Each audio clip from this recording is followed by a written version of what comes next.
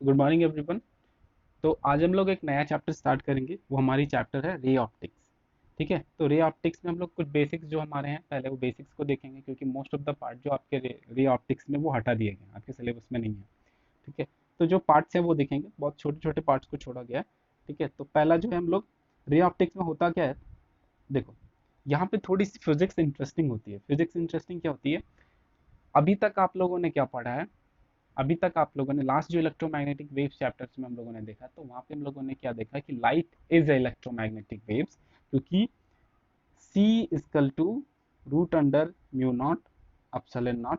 ये हम लोगों ने एक रिलेशन देखी, इस रिलेशन से ये हम लोगों को पता चला कि light could be a electromagnetic waves. तो जो हम लोगों की प्री फिजिक्स थी, जो लाइट को कंसिडर करती थी, वो रे कंसिडर करती थी, और रे कंसिडर करने के कारण कुछ एक फिनोमिना थे जो रे से ही एक्सप्लेन होते थे, जैसे कि हमारा law of reflection, law of refraction. ठीक है, टोटल इंटरनल रिफ्लेक्शन, और हमारे रेनबोज का फॉर्मेशन, सनलाइट जो सनसेट और सनराइज के टाइम्स अर्ली जो सन को दिखाई देते हैं due to refraction due to atmosphere. ये बहुत सारे ऐसे डे टू डे लाइफ के ऑब्जर्वेशंस थे जो इस पूरे फिजिक्स पे डिपेंडेंट थे कि रे ऑप्टिक्स, यानी कि लाइट एक रे के जैसा फॉलो करती है। एक लाइट जो किसी सोर्स से निकलती है वो एक रे के जैसा निकलती है, एक स्ट्रेट लाइन के जैसा निकलती है।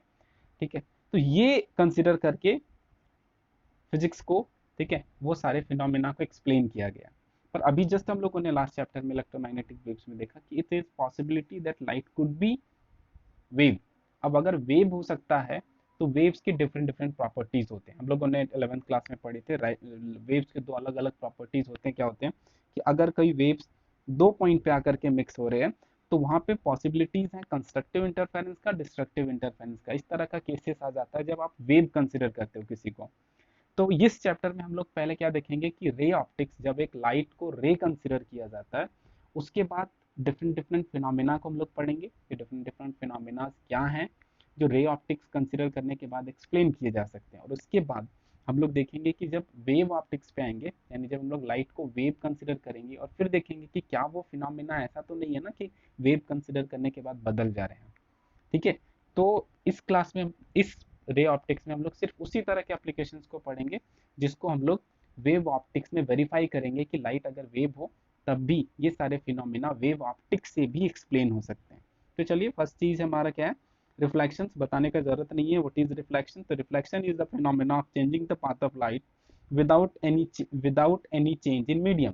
तो रिफ्लेक्शन क्या होती है कि जब भी कोई एक लाइट किसी, ठीक है, रिफ्लेक्टिंग सरफेस पे फॉल करती है, तो उसका पाथ चेंज कर जाता है, और बिना मीडियम के चेंज किए। तो इस तरह के बिना मीडियम के चेंज किए हुए अगर लाइट का पाथ चेंज होता है, तो उस तरह के प्रोसेस को हम लोग कहते हैं रिफ्लेक्शन।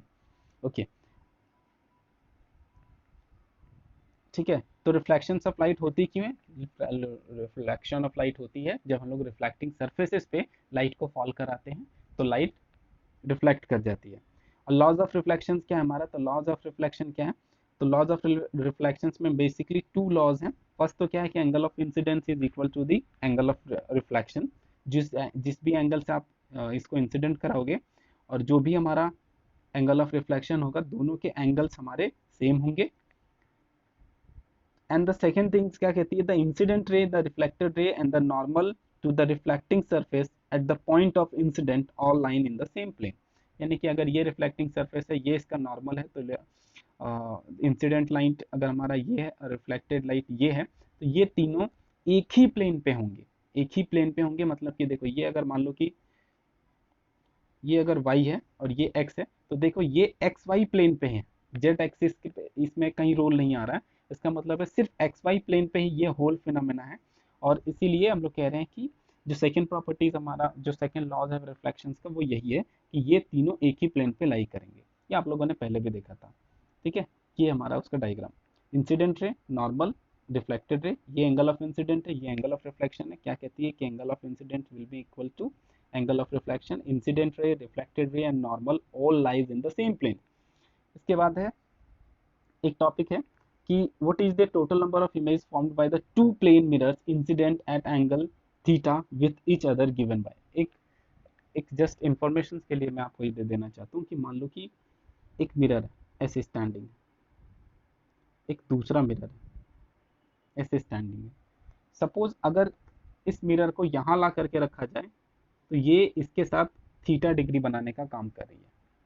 सपोज ये थीटा डिग्री बनाने का काम करती है, पर थीटा डिग्री बनाती है, पर हम लोगों ने इसको कुछ डिस्टेंस से सेपरेट रखा है और इन दोनों के बीच का एंगल हमारा कितना है, थीटा है। अब हम लोग यहाँ पे एक ऑब्जेक्ट को रखते हैं और हम लोगों को काउंट करने में इंटरेस्टेड हैं, ठीक है, कि total of number of image कितने फॉर्म होंगे, कितने नंबर ऑफ इमेज फॉर्म होंगे जब दो मिरर्स थीटा डिग्री से इंक्लाइंड हो। ठीक है, तो हम लोग वो कैसे फाइंड करेंगे, तो टोटल नंबर ऑफ इमेज, ठीक है, when two mirrors are inclined with theta degree is given by n equal to 360 degree by theta minus 1।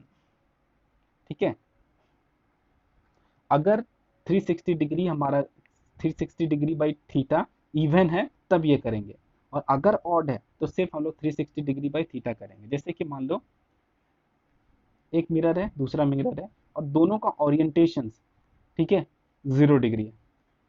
0 degree है मतलब एग्जैक्टली एक दूसरे के पैरेलल रखा हुआ। तो हम लोग क्या करेंगे, 360 डिग्री बाई 0 यानी सीधा सीधा 0 आ गया। इसका मतलब अगर आप इसके बीच में खड़े होंगे तो एक इमेज इधर फॉर्म होगा, एक इधर इमेज इधर फॉर्म होगा, यानी कि किसी तरह का मल्टीपल रिफ्लेक्शन नहीं होगा।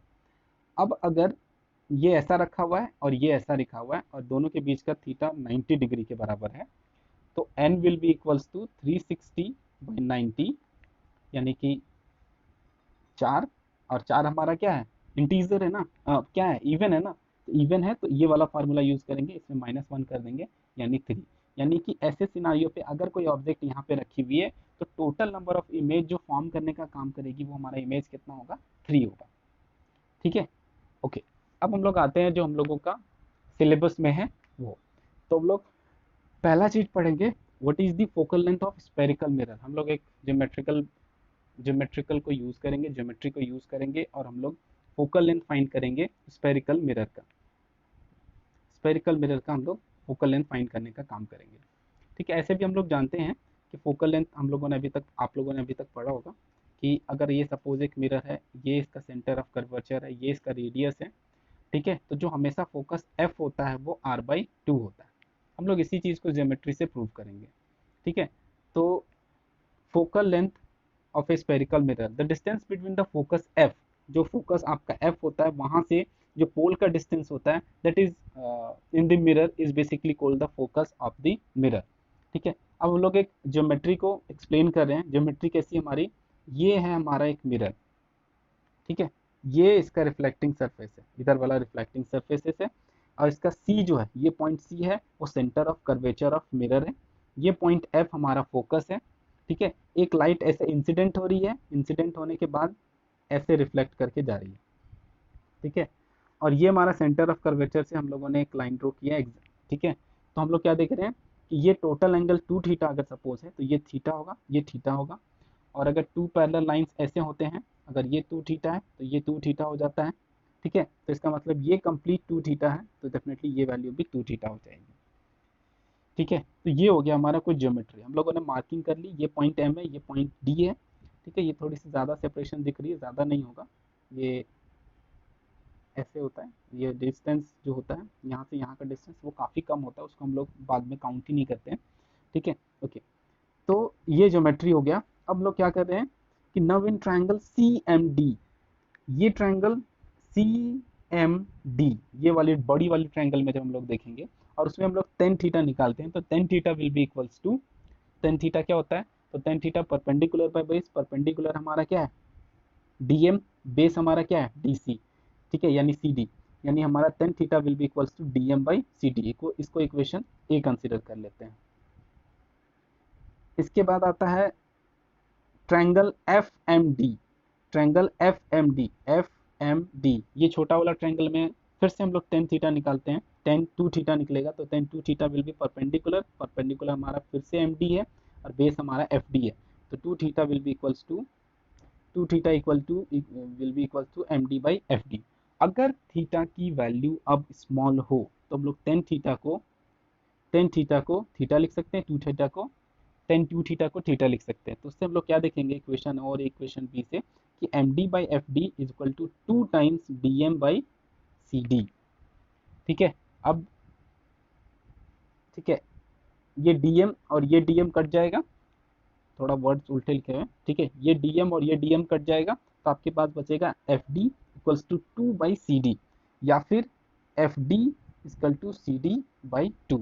अब हम लोग देखते हैं F D equal to C D by 2 आया है, तो ये हमारा क्या है, ठीक है, सी डी हमारा क्या है, सी डी हमारा रेडियस ऑफ कर्वेचर है, एफ डी हमारा क्या है, तो ऑलमोस्ट इक्वल्स टू फोकस।